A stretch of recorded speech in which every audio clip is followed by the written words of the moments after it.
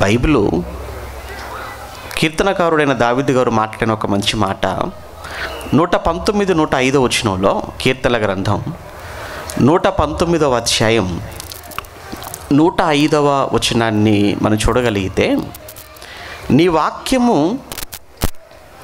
నా పాదములకు దీపము, అది నా త్రోవకు వెలుగై ఉన్నది అన్నాడు. నీ వాక్యము నా పాదములకు దీపము, నా త్రోవకది వెలుగు అన్నాడు. అంటే దేవుని వాక్యం లేదా దేవుని గ్రంథం అది చీకటి ఉన్న చోట వెలుగును నింపేది. చీకటితో నిండిన మానవ హృదయాలలో వెలుగును నింపి వారి జీవితాలను వెలిగించేదే అంటున్నాడు ఆయన. నా జీవితానికి వెలుగయ్యా నీ మాట అంటున్నాడు. కానీ వీళ్ళు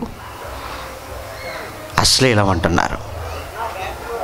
12వ అధ్యాయం కీర్తనల గ్రంథం మరొక మాట చూడగలిగితే, 12వ కీర్తన 6వ వచనంలో, కీర్తనల గ్రంథం 12వ అధ్యాయం 6వ వచనంలో, దేవుని మాటలు, యెహోవా మాటలు పవిత్రమైనవి అన్నాడు. దేవుని మాటలు పవిత్రమైనవి అని వ్రాయబడితే మీరు అపవిత్రమైనవి అని ఎలా అనగలరు? పవిత్రమైన దేవుని మాటలు. దేవుడు పవిత్ర గ్రంథాన్ని మనిషి చేతికిచ్చి మనిషిని ఎలా ఉండమని దేవుడు అన్నాడో కూడా మనకు తెలియంది కాదు. నేను పవిత్రుడను అన్నాడు, మీరును పవిత్రులుగా ఉండండి అన్నాడు. నేను పరిశుద్ధుడను గనుక మీరు కూడా పరిశుద్ధులై ఉండండి. దేవుడు పవిత్రతను, పరిశుద్ధతను, నిర్దోషత్వాన్ని కోరుకునే దేవుడైతే మనమంతా అలాంటి చక్కటి లక్షణాలతో ఉండాలి అని దేవుడు ఆశపడితే, అలా మనం ఉండటానికే దేవుడు ఈ 66 పుస్తకాలను మనకిస్తే, ఈ 66 పుస్తకాలలో అశ్లీలం ఎక్కడ కనిపించింది? అసభ్యత ఎక్కడ కనిపించింది? ఇందులో హేయమైనవి అన్నాడు. ఆ హేయత అన్నది ఎందులో ఉంది? మరొక మాట కూడా మీరు చూడగలిగితే 19వ అధ్యాయం కీర్తనల గ్రంథం 19వ అధ్యాయం 9వ వచనంలో, కీర్తనల గ్రంథం 19వ అధ్యాయం 9వ వచనంలో, యెహోవా యందైన భయము అది పవిత్రమైనది, అది నిత్యము నిలుచును. యెహోవా దేవుని యొక్క న్యాయ విధులు అవి సత్యమైనవి, అవి కేవలము న్యాయమైనవి, సత్యమైనవి, కేవలము న్యాయమైనవి. అవి బంగారము కంటెను, విస్తారమైన మేలిమి బంగారము కంటెను కోరదగినవి అన్నాడు. దేవుని మాటలు దేనికన్నా గొప్పవి అని ఆయన మాట్లాడుతున్నాడు అన్నప్పుడు దావీదు గారు విస్తారమైన మేలిమి బంగారము కంటెను కోరదగినవి అన్నాడు. బంగారము, అందులో మేలిమి బంగారము ఎంతయ్యా అంటే విస్తారమైన మేలిమి బంగారం. అంతా ఒకవైపు పెట్టి దేవుని గ్రంథాన్ని మరోవైపు పెడితే, ఏది కావాలి అని నన్ను అడిగితే నేను కోరుకునేది దేవుని గ్రంథాన్నే. అంటే అంత గొప్పదా అయ్యా గ్రంథం? చాలా గొప్పది. బైబిల్ అంత గొప్పదా? అంత గొప్పది కనుకనే కదా దివారాత్రులు నేను ధ్యానించాను దేవుని వాక్యాన్ని. అంటే ఈ భక్తుడికేమో దేవుని వాక్యం ఇంత ఉన్నతంగా కనబడితే, న్యాయమైనవిగా కనబడితే, సత్యమైనవిగా కనబడుతున్నప్పుడు, పవిత్రమైనవిగా కనబడుతుంటే వీళ్ళకి ఎక్కడ కనిపించింది? వీళ్ళకి ఇందులో హేయము లేదా అపవిత్రము లేదా అశ్లీలత అన్నది ఇందులో కనిపించింది. ఎక్కడ కనిపించింది అంటే బైబిల్లో వ్రాయబడిన కొన్ని సందర్భాలు, బైబిల్లో వ్రాయబడిన కొన్ని సందర్భాలు అవి చదివి చూసారా బైబిల్లో ఎలాంటి సందర్భాలు వ్రాయబడ్డాయో అని, అవి ఎందుకు వ్రాయబడ్డాయి అన్న విషయాన్ని మరిపించటం కొరకు, తప్పుదారి పట్టించటం కొరకు ప్రజలను ముందు వెనకాల కట్ చేసి ఆ సందర్భాలను మాత్రం హైలైట్ చేసి, చూసారా ఇటువంటి సందర్భాలతో కూడుకున్నటువంటి బైబిలు ఇది పవిత్ర గ్రంథం ఎలా అవుతుంది అంటున్నారు. దానికి ఎగ్జాంపుల్గా ఎక్కువగా లోతు కుమార్తెల విషయంలో జరిగిన ఒక సందర్భం. అలానే యూదా తామారు మామ కోడలు. ఇక్కడ తండ్రి కూతుళ్ళు, అక్కడ మామ కోడలు. ఇక మన దేశంలో బంధాలకు బాంధవ్యాలకు ఎలాంటి విలువ ఉందో మనకు తెలుసు. సాంప్రదాయంలో అసలు ఒక తండ్రి కూతురుతో కలవటం, ఇటువంటి ఇంత నీచమైనటువంటి ఈ కార్యక్రమం అసలు ఎక్కడైనా జరుగుతుందా? ఇది ఎక్కడ అంటే బైబిల్లో మాత్రమే ఇది సాధ్యం. ఇదిగో ఇలాంటి సందర్భాలు బైబిల్లో వ్రాయబడినప్పుడు ఇటువంటి సందర్భాలతో కూడుకున్న ఈ బైబిల్ను చదువుతున్న వారు ఏం అర్థం చేసుకోవాలి? ఎలాంటి సందేశాన్ని మీరు సమాజానికి ఇవ్వాలనుకుంటున్నారు? ఇలాంటి పుస్తకం ఈ సమాజాన్ని బాగు చేయగలదా? ఈ సమాజాన్ని సరిచేయగలదా? మార్చగలదా? అందుకే మేమంతా డిమాండ్ చేస్తున్నాం ఏంటంటే బైబిల్ వద్దు, బైబిల్ వద్దు మాకు. బైబిల్ మాకే కాదు, అసలు ఈ దేశంలోనే ఎక్కడ పంచకూడదు, ఈ దేశంలోనే బైబిల్ ప్రకటించడానికి వీల్లేదు, దీన్ని బ్యాన్ చేయాలి అని. ప్రియమైన దేవుని పిల్లలారా, అమాయకులైన హైందవ సోదరులు కానీ అమాయకులైన క్రైస్తవులు కానీ ఆ సందర్భాలను చదువుతున్నప్పుడు, వారు ఇచ్చినటువంటి పత్రికలు ఆ సందర్భాలు మరి చదువుతున్నప్పుడు నిజమే కదా అనే ఒక అనుమానంలోకి వాళ్ళు వెళ్ళిపోయే అవకాశం కూడా లేకపోలేదు. మీరు చాలా సందర్భాలు చూసే ఉండొచ్చు. జైశల్ గారు లైవ్లో మాట్లాడుతున్నప్పుడు సండే ఒకరోజు ఒక పాస్టర్ గారిని ఏమంటే ఒక భవాని ఏమంటారు కాషాయపు రంగు బట్టలు ధరించుకొని ఒక పాస్టర్ గారు, వృద్ధాప్యంలో ఉన్న ఒక పాస్టర్ గారిని వాళ్ళ గుడి దగ్గరకు, వాళ్ళ దేవత దగ్గరకు తీసుకుని వెళ్ళిపోయి బలవంతంగా ఆయనకు బొట్టు పెట్టించి బైబిల్ ఆయన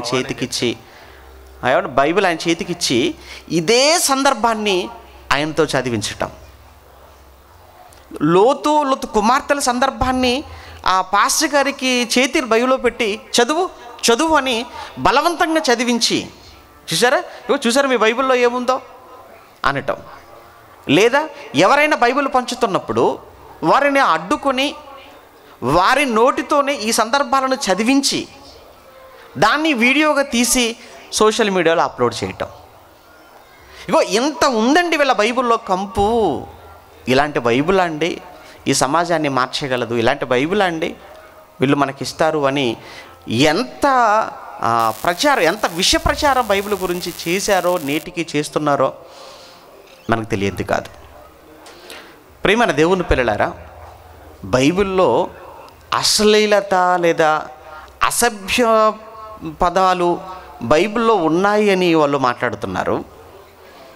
కానీ అది వారి మూర్ఖత్వం, వారి ఛాదస్తమే తప్ప బైబిల్లో ఎక్కడా అలాంటిది లేదు.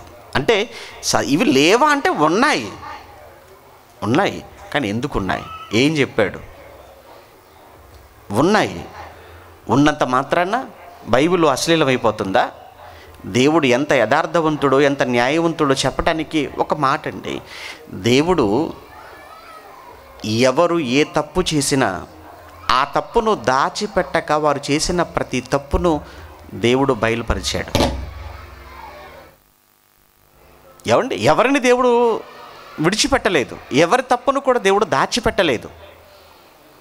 అంతెందుకు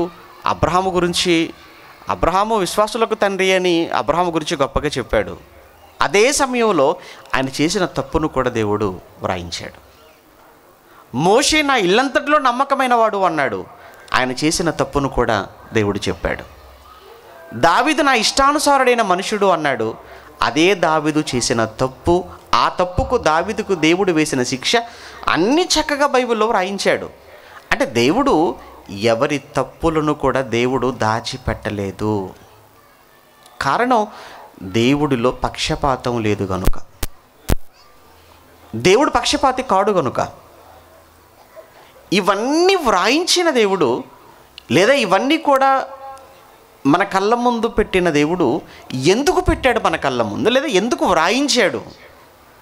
అవి మనము చెయ్యాలని వ్రాయించాడా, లేదా వారు చేసినందుకు వారికి వేసిన శిక్షల నుంచి మనం పాఠం నేర్చుకోవాలని దేవుడు వ్రాయించాడా? వాళ్ళు చేసిన తప్పులు దేవుడు వ్రాయించటంలో ఉన్న ఉద్దేశం ఏంటి?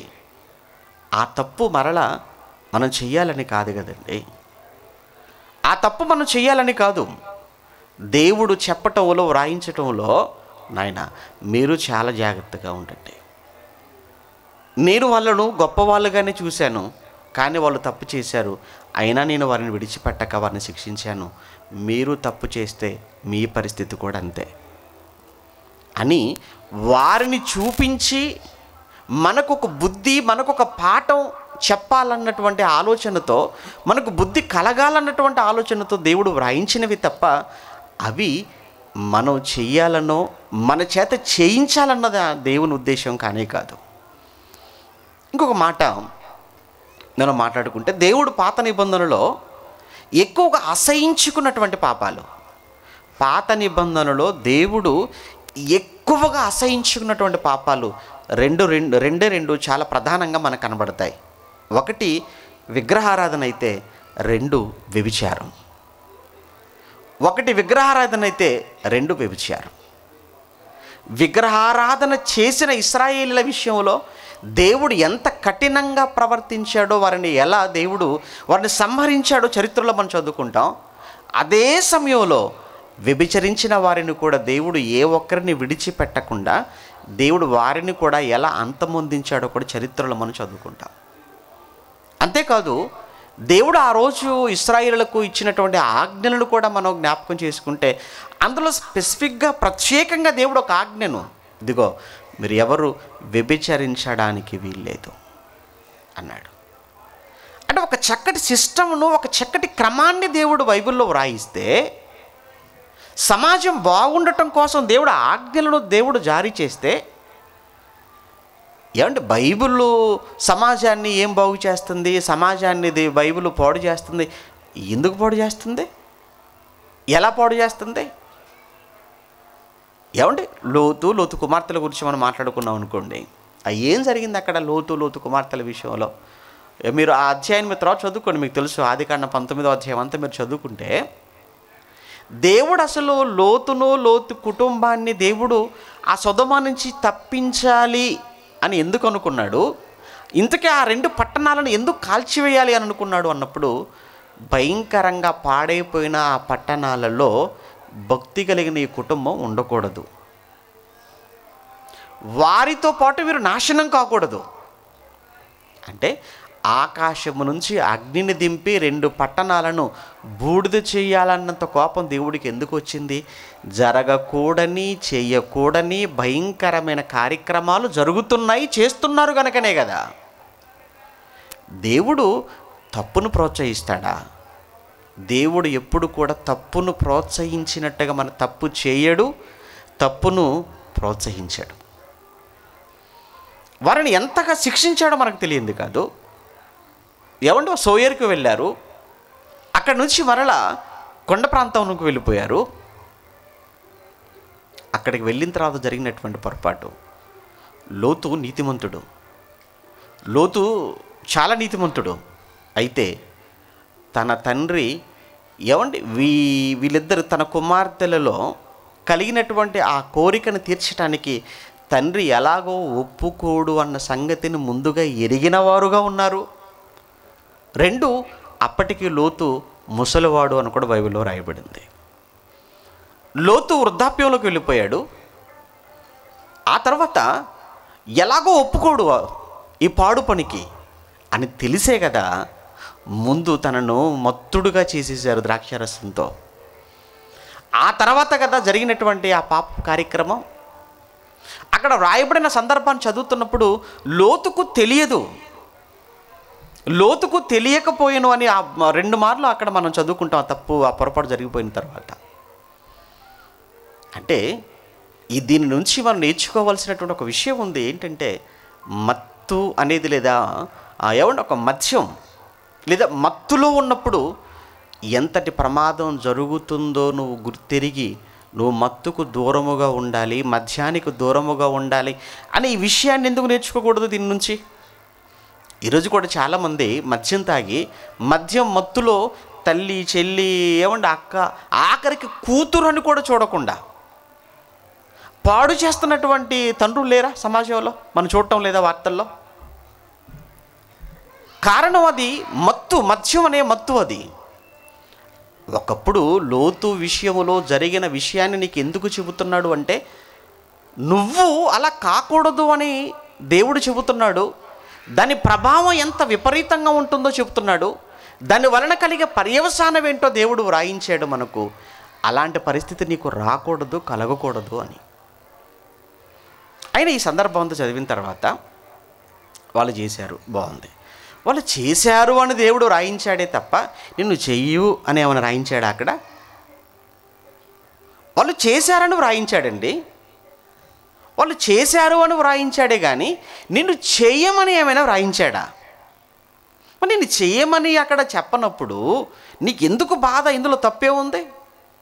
ఒకవేళ ఇది తప్పు, దేవుడు జరిగిన విషయాన్ని జరిగినట్టుగా వ్రాయించడం తప్పు అని కాసేపు మనం మాట్లాడుకుంటే, ఈరోజు వార్తాపత్రికలలో ఏ రోజండి ఇలాంటి వార్తలు లేకుండా ఉంటుంది?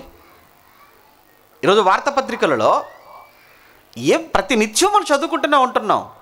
9 నెలల పసిబిడ్డను పాడు చేస్తున్నారని చదువుతున్నాము. చదివి ఏం చేయాలి? నిన్ను కూడా పాడు చేయమంటున్నారా పేపర్ వాళ్ళు, మీడియా వాళ్ళు? 9 నెలల పసిబిడ్డను పాడు చేశారు అని చదువుకున్నాం కదా. చదువుకొని చేస్తావా?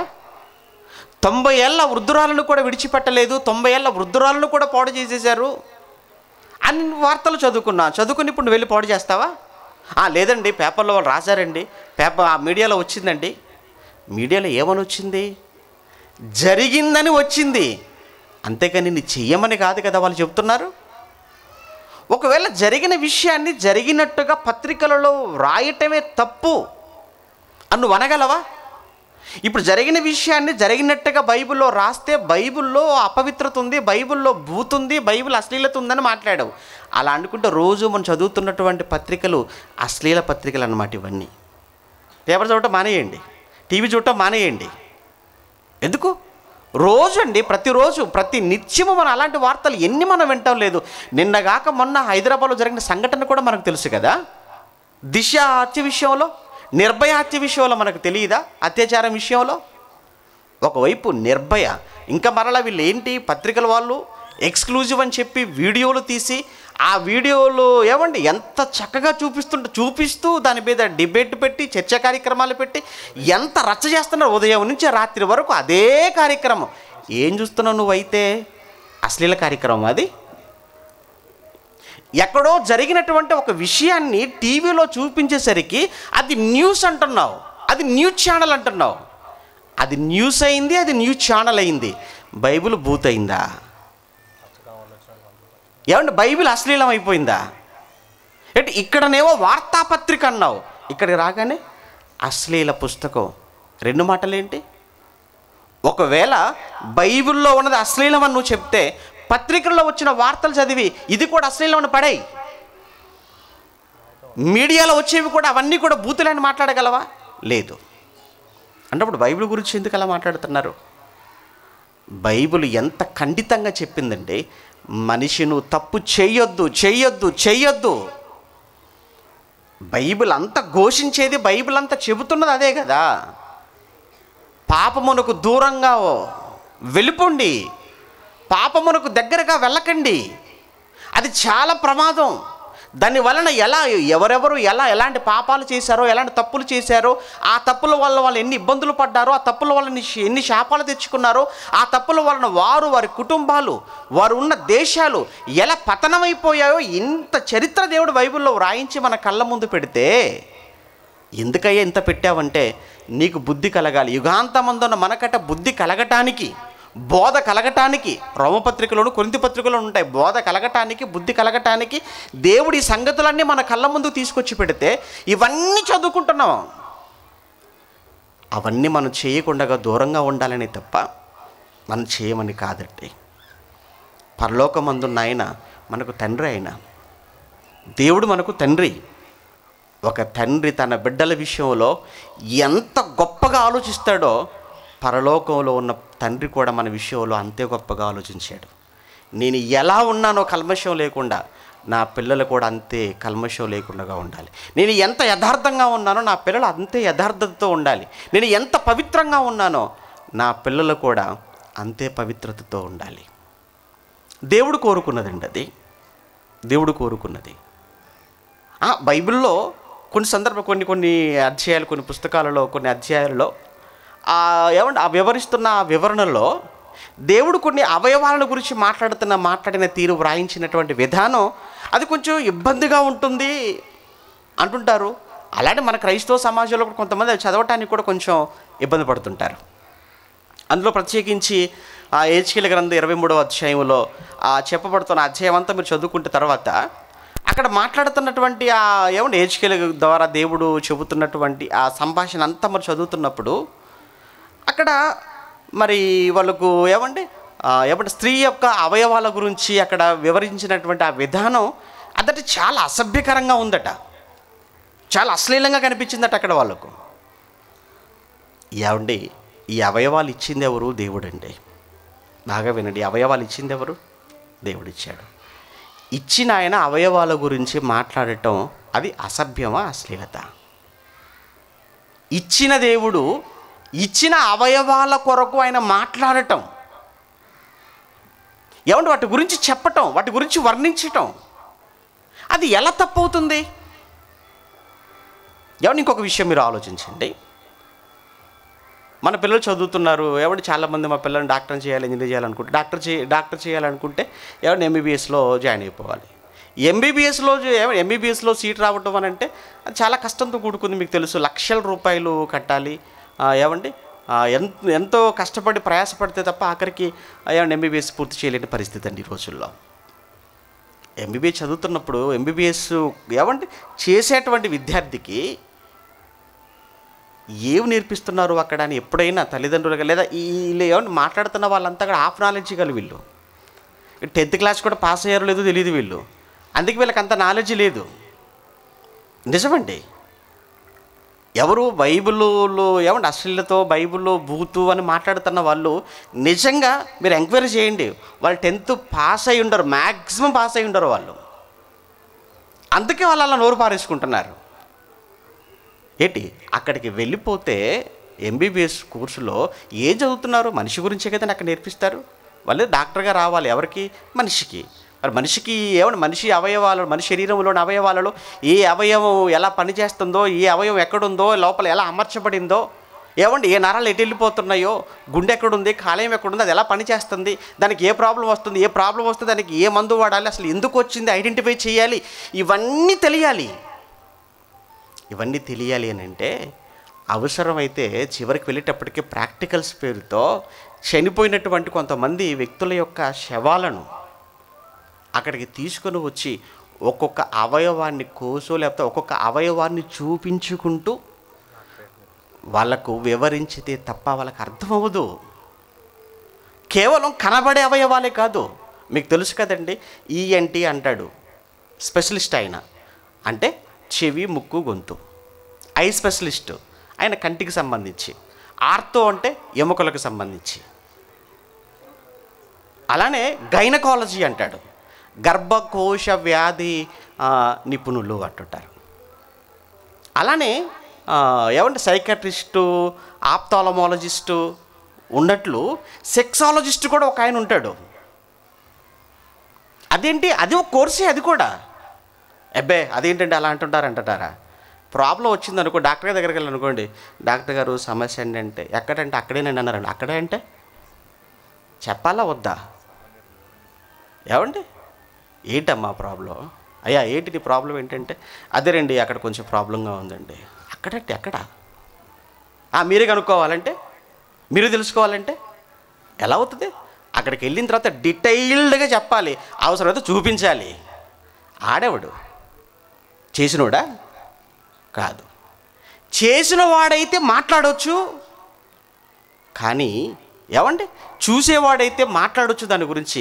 చేసిన దేవుడు మాట్లాడితే తప్పు వచ్చిందా? చేసిన దేవుడు మాట్లాడితే తప్పు వచ్చిందంటే దేవుడండి ఆయన మాట్లాడతాడు. ఏం మాట్లాడాడు? నీకు ఇచ్చిన అవయవాలతో తప్పు చేయమన్నాడా? దేవుడు నీకు ఇచ్చిన అవయవాలతో ఆయన తప్పు ఏమైనా చేయమన్నాడా? లేదే. మన పిల్లలకు నేర్పిస్తున్నారు కదండి. మన పిల్లలు బడికి వెళ్తున్నారు, ఏమంటే 7th 8th 9th క్లాస్లోకి వెళ్ళిపోతే వాళ్ళకు రిప్రొడక్టివ్ సిస్టమ్ అని చెప్పేసి అని ఒక పాఠమే ఉంటుంది వాళ్ళకు, ప్రత్యుత్పత్తి వ్యవస్థ అని. అందులో ఏమండి ఆ పురుషాంగం అంటాడు, శుక్రకణం అంటుంటాడు, అండము అడ్డుకోత నిలువు కోత, ఈ కోతలేంటి? మరలా వాళ్ళకు ఫోటోలు వేసి మరీ చూపించి వాళ్ళకి చెప్పాలి, ఎందుకంటే వాళ్ళకి ఆ నాలెడ్జ్ కావాలండి పిల్లలకు అంటున్నారు. ఇప్పుడు వాడు వచ్చి ఇంట్లో మాట్లాడు అనుకోండి, బూతు అని మీరు అనగలరా వాడితో? ఏమోనండి మా పిల్లవాడిని బడి పంపించాం, వాడు వచ్చి అండం అంటున్నాడు, శుక్రకణం అంటున్నాడు, వాడంతా బూతు నేర్చేసుకుంటున్నాడు, స్కూల్లో సరిగ్గా చెప్పట్లేదండి, అన్ని బూతులు నేర్పిస్తున్నారు అనగలరా? లేదు కదండి. అది విజ్ఞానం అట. అందుకే దానికి పెట్టిన పేరు విజ్ఞాన శాస్త్రం. సైన్స్ అంటే విజ్ఞాన శాస్త్రం అట. ఆహా, బడిలో చెబితే విజ్ఞానం అయింది, బైబిల్ చెప్తే అశ్లీలమైంది. చూసారా? తప్పండి అది. అలా మాట్లాడకూడదు 2 నాలుకలతో. అది విజ్ఞానం అన్నావు, ఇది అంతకన్నా గొప్పది. ఇది చేసిన దేవుడు మాట్లాడుతున్న మాటలు. చేసిన దేవుడు ఎక్కడ? నేను ఎక్కడైనా కానీ తప్పు చేయమన్నా, తప్పు జరుగుతున్న చోట ఆయన ఎక్కడైనా కానీ ఆ తప్పును ప్రోత్సహించినట్టుగా ఉన్నా అప్పుడు మాట్లాడుకోవచ్చు మనం. అరే, తప్పు చేసిన ప్రతి ఒక్కరిని సంహరించుకుంటూ వచ్చాడే దేవుడు. చెయ్యొద్దురా అని ఖండితంగా చెప్పాడే, చేసిన వాళ్ళపైకి అగ్నిని దింపాడే. ఇవన్నీ బైబిల్లో ఉంటాయి, ఇవన్నీ కనబడట్లేదట. అది పోనీ అదైనా సరే కనపడుతుందా? అది సరే కనపడట్లేదు. మంచిలో కూడా చెడును వెతుకుతున్నాడండి, మంచిలో కూడా చెడును. అప్పుడప్పుడు కొంతమంది ఉంటారండి, మనం మంచి చెప్పినా కానీ దాన్ని మంచిగా స్వీకరించారు కొంతమంది. అనుమానపు వ్యక్తులు కొంతమంది ఉంటుంటారు. మనం మంచిగా మాట్లాడిన దాన్ని ఏదో ఒక రకంగా వక్రీకరిస్తుంటారు. బాగున్నారా అన్నాం అనుకోండి, అంటే ఏమైంది, నాకు బాగులేనా నీ అర్థం? నీ ఉద్దేశం ఏంటి? నా ఉద్దేశం ఏమీ లేదు, నువ్వు బాగున్నావని అడగడం అంతే, ఎలా ఉన్నావో తెలుసుకుందాం. లేదు, నువ్వు మరో ఉద్దేశంతో నువ్వు అడిగావు, నాకు తెలుసు. ఈ వాడితో మనం ఏం మాట్లాడతాం చెప్పండి? అలాంటి వాడితో వీళ్ళు కూడా అలానే ఉన్నారండి, ఈ పిచ్చోళ్ళు కూడా అలానే ఉన్నారు, ఈ మతజాందసవాదులు కూడా. లోతు విషయం అంటున్నారు, యోధా తామార్ అంటున్నారు, ఇంకా ఏదో మాట్లాడుతున్నారు. నేను ఒకటే అడుగుతున్నాను, తప్పు చెయ్యమని బైబిల్ ఎక్కడైనా చెప్పిందా చెప్పు? పోనీ తప్పు చేస్తున్న వాళ్ళకి బైబిల్ ఏమైనా సపోర్ట్ చేసిందా చెప్పు? సమర్థించిందా? మరి నీకు ఎక్కడ కనిపించింది నీకు అశ్లీలత, అసహ్యత ఎక్కడ కనిపించింది? యేసుక్రీస్తులో వారు వచ్చిన తర్వాత ఎంత కఠినంగా మాట్లాడో తెలుసు కదండి. ఒరే, చేస్తే పాత నిబంధన వైపు నువ్వు వచ్చి మార్చేస్తున్నాను రా, అసలు కంటి చూపుతో చూస్తేనే నువ్వు నేరస్తుడు అయిపోతావు అన్నాడు. ఒక స్త్రీని మోహపు చూపుతో చూసిన ప్రతివాడు అప్పుడే నేరస్తుడు అన్నాడు. అంటే ఇలాంటి మాటలు చెప్పిన పుస్తకం నీ దగ్గర ఏమైనా ఉందా? లేదు. నువ్వు ఏం చదువుకుంటున్నావు ఏమో కానీ బుర్రంతా ఏ మాట చూసినా అలానే కనబడుతుంది నీకు. నువ్వేం చదువుకుంటున్నావు మాకైతే తెలియదు. ఏమంటే నువ్వు తీసే సినిమాలు కానీ ఏమంటే మరి నువ్వు ఏ పుస్తకం చదువుతున్నావో మొత్తానికి నీ మనసంతా కూడా దానితో నిండిపోయింది. అందుకే బైబిల్లో నీకు ఏ మాట చూసినా నీకు భూతే కనబడుతుంది. ఏమంటే కొన్ని దేవాలయాలు మీరు చూస్తేనండి, కొన్ని దేవాలయాల పైన బూతు బొమ్మలు ఉంటాయి. వాళ్ళు చాలామందికి తెలుసు. కొన్ని దేవాలయాల పైన ఏంటి, దేవాలయాలపైన బూతు బొమ్మల, బూతు బొమ్మలు ఉన్నది దాన్ని ఏమంటున్నారు వీళ్ళు? దేవాలయం, పవిత్రాలయం అన్నారు. ఏంటి, డైరెక్ట్గా బూతు బొమ్మలు భంగిమలతో ఉంటే అక్కడ అందులో దేవాలయం పవిత్రతనకు లోపలికి వెళ్ళిపోతున్నావు. అలాంటి బొమ్మలు ఏమైనా ఉన్నాయి ఇక్కడ? అసలు అక్కడ డైరెక్ట్ కనబడుతుంది, అందులోకి వెళుతున్నావు, అది పవిత్రమైన స్థలం అంటున్నావు, దేవుని ఆలయం అంటున్నావు. అక్కడ కనిపించిన అశ్లీలత, అక్కడ కనిపించిన అసభ్యత నీకు ఇటు బైబిల్లో కనిపించిందా నీకు? బైబిల్లో ఇది కేవలం అండి తప్పు పట్టాలన్న ఆలోచనతో మాట్లాడుతున్న మాటలే తప్ప వాళ్ళ దురుద్దేశమే. కానీ అసలు నిజంగా బైబిల్లో ఏమండి ఎక్కడ అశ్లీలత, అసభ్యత ఎక్కడ లేదు. చివరికి ఒక మాట చదువుకొని ఉంచుకుని తిమోతికి రాసిన మొదటి పత్రిక, క్షమించండి, తీతుకు రాసిన పత్రిక 1వ అధ్యాయం, తీతు పత్రిక 1వ అధ్యాయం 15వ వచనం.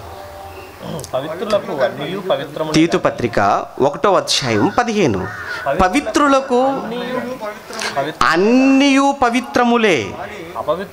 ఏమండి పవిత్రులకు అన్నియు పవిత్రములే, కానీ అపవిత్రులకును అవిశ్వాసులకును ఏదియు పవిత్రమైనది కాదు. ఎవరెవరికి?